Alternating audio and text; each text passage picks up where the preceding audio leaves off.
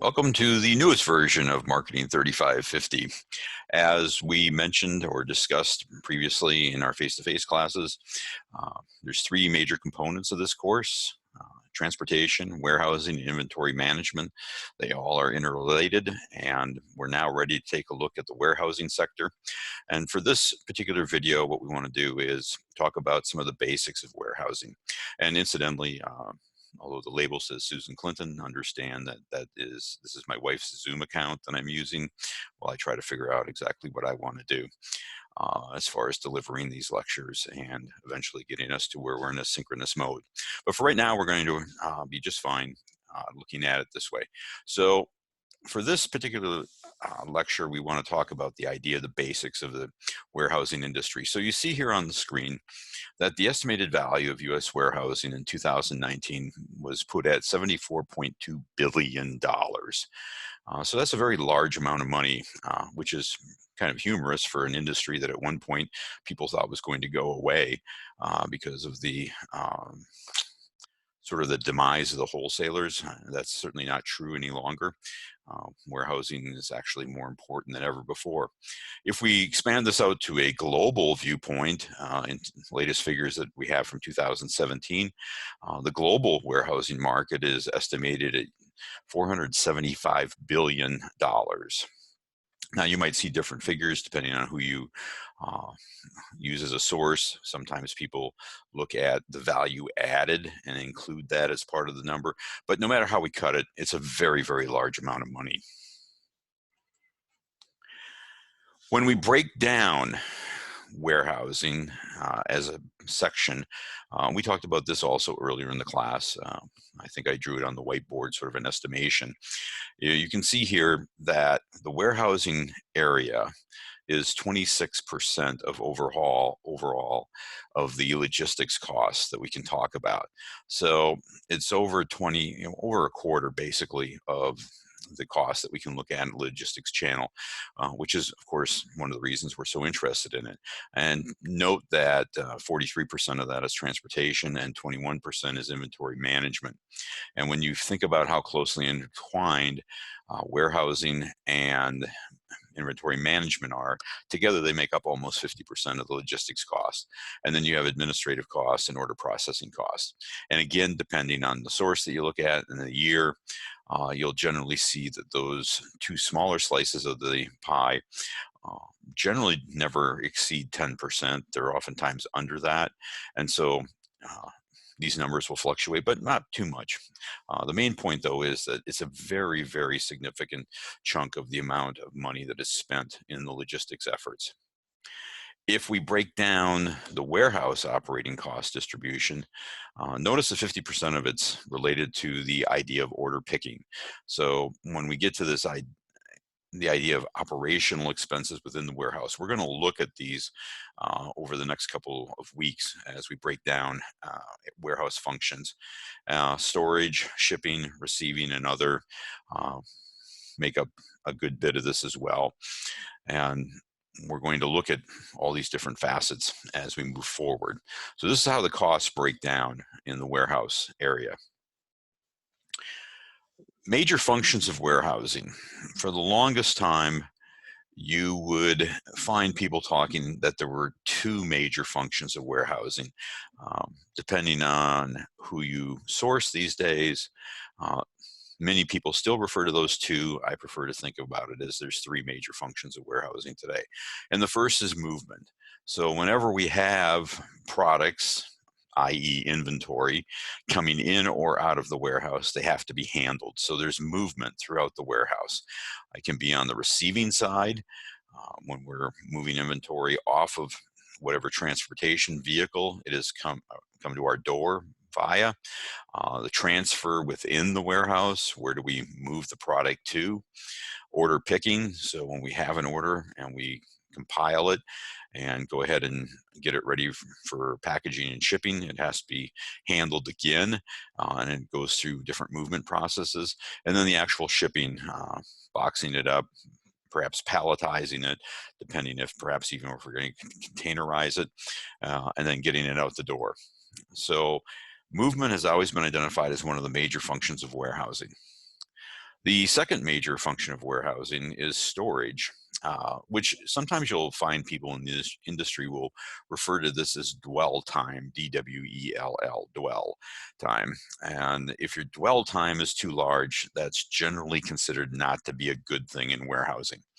So the storage can be basically broken down into temporary storage or semi-permanent. When we're talking about semi-permanent, we're talking about sometimes when we build inventories because it's more cost effective to do long production runs on the manufacturing side. So we may hold inventory for a rather long period of time if you look at it on a yearly basis. And so you could argue that it's semi-permanent at that point. What you don't see here is permanent because we never want to have permanent storage because that means product's not going anywhere. The third major function of warehousing, which has developed probably in the last 15 to 20 years or so, is the management of information transfer. And this occurs simultaneously with movement and storage. So as we add more information technology into the mix, we find that we're going to have more ways of tracking inventory. So this can manifest itself as where is the product actually physically located in the warehouse. We can find it much easier than we used to be able to at times. Also, how much do we have? Um, how old is it?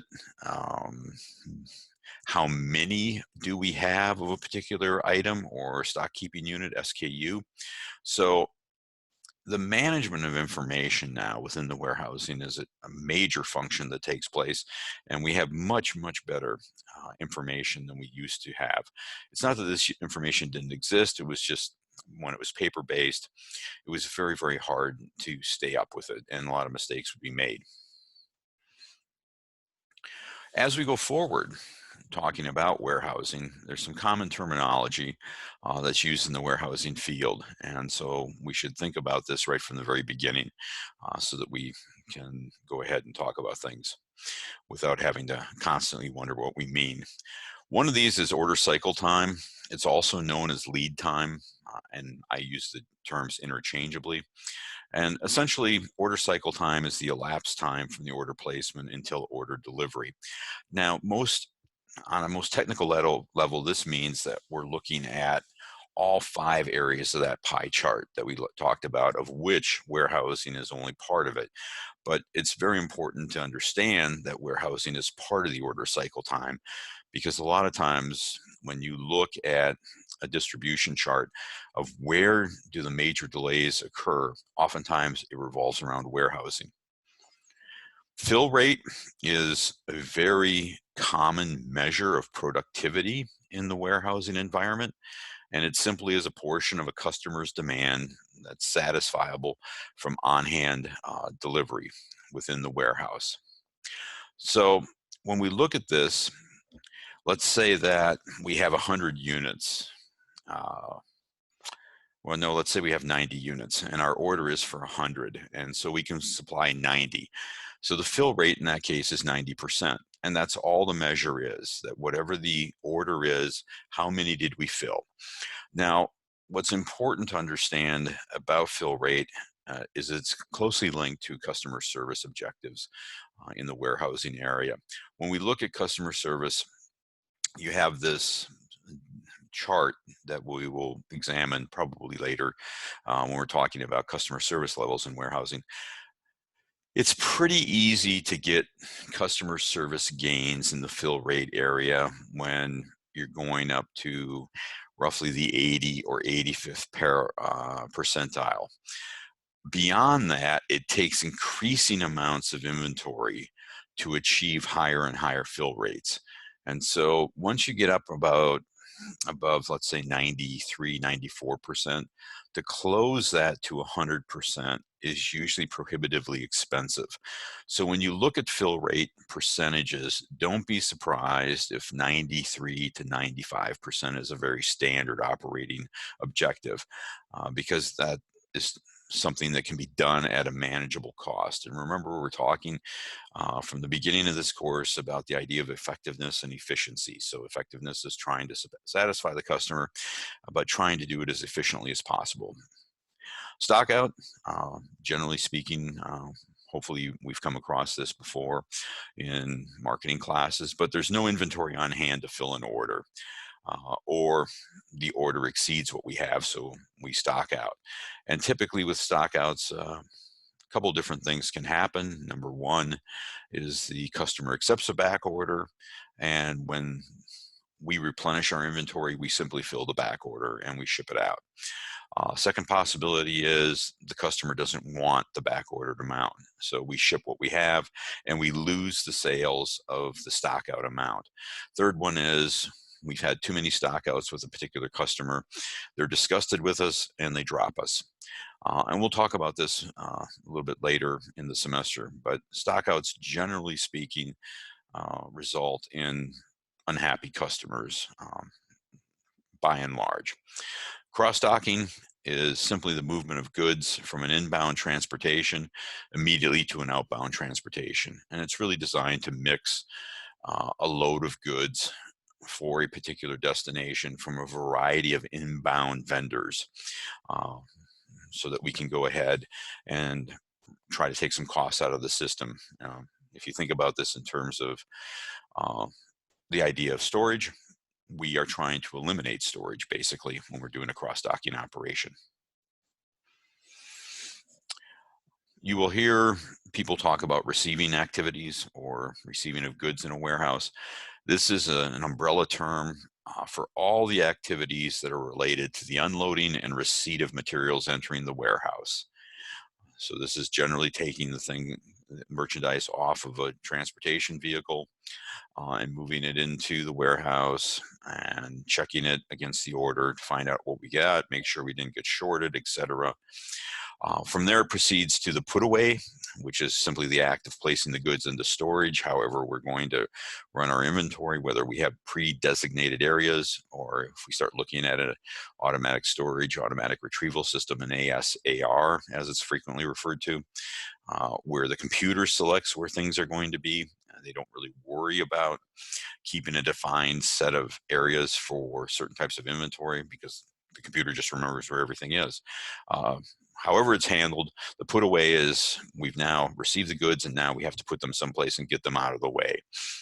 Order picking is the opposite of the put away. Now we have the process of removing the items from storage to meet a specific demand. So we have an order that we've received from our customer, and we're going to send someone or a machine to do the order picking process. And then when we talk about shipping from a warehouse standpoint, we are talking about the activities related to assembling orders for dispatch.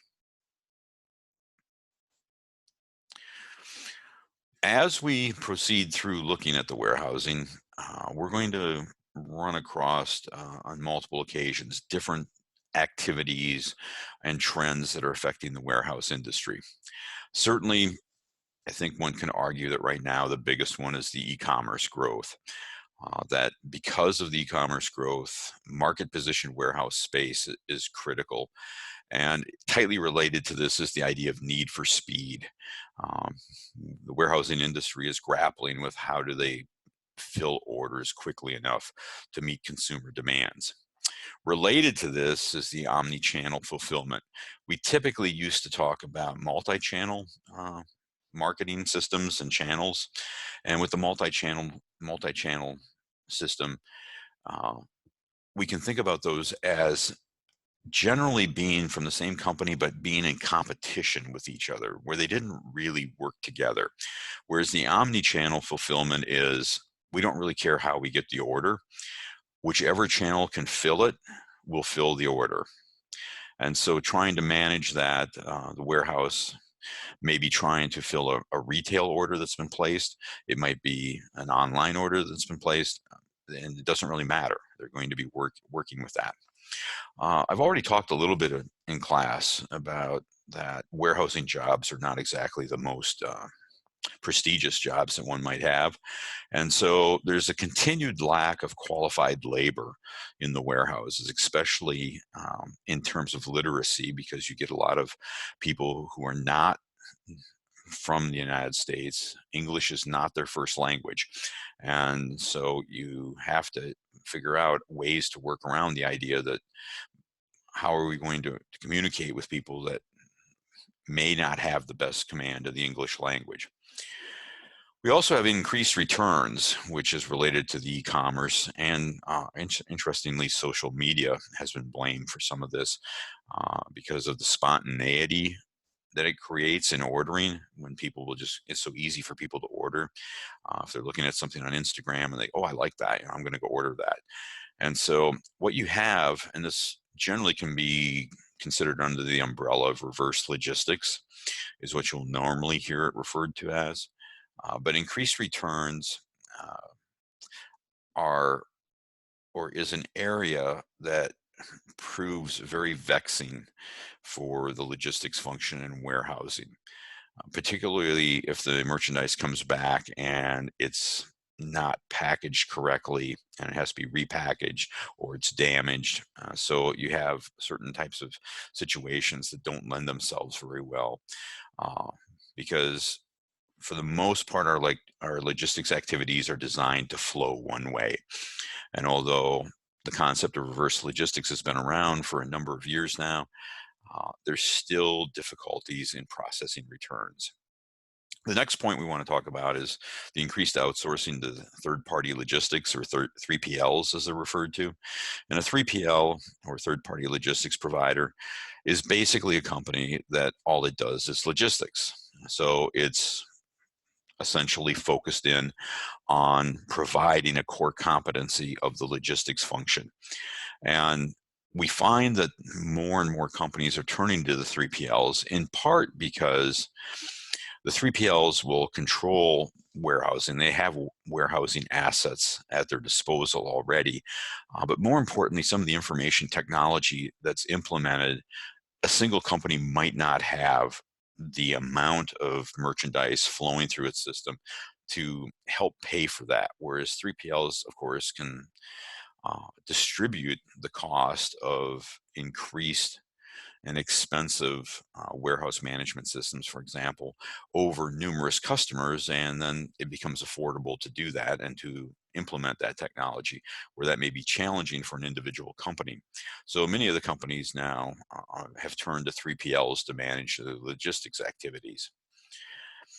There's also increasingly sophisticated tech applications. So as I just mentioned, we have warehouse management systems, or WMSs, and machine-to-machine technology. So when we think about the idea of order picking, there are now robotic applications to actually do the order picking, because going back up to our third point above, the idea of qualified labor and the lack of it. So we're substituting technology and capital for labor, sort of the classic economic model where we talk about what's easier to do. Do you apply capital, or do you apply labor to the situation? And increasingly, the warehouse is applying capital-based solutions. There's also the continuing demand for more value-added services. So for example, in marketing, we talk about postponement strategies. Um, and sort of the classic example of that is Hewlett Packard with their printers, that you have a base printer and then you have modules that you add to it to give it the distinctiveness that the customer wants and the attributes that the customer is seeking. And so you have this forward deployed inventory at a warehouse, but the actual printer is not yet in its final state. You wait until you get an order and you build around the core printer and add on these other features, these other modules, and you actually assemble. So you have assembly taking place in warehouse operations now that you didn't have before. So you have those types of things going on. Right now, we're in the middle of I don't know that we want to call this a trend, but it's certainly an interesting aspect of warehousing, that uh, inventory management right now is being disrupted tremendously. So in response to the trade wars, particularly with China, numerous companies decided to try to beat the higher tariffs by bringing in massive amounts of inventory. So you find that you have a great deal of inventory that companies have brought into the country. At the same time, you find that because of the increased tariffs by China on US goods, that if you go, for example, to the West Coast right now, it's very, very difficult to find warehouse space because the warehouses are stuffed with goods that are designated for export, but there's no orders for it right now. And obviously, right now, we're all living through the coronavirus situation, which has provided numerous supply chain disruptions. So these are the basics that we want to think about as we plunge into the area of warehousing.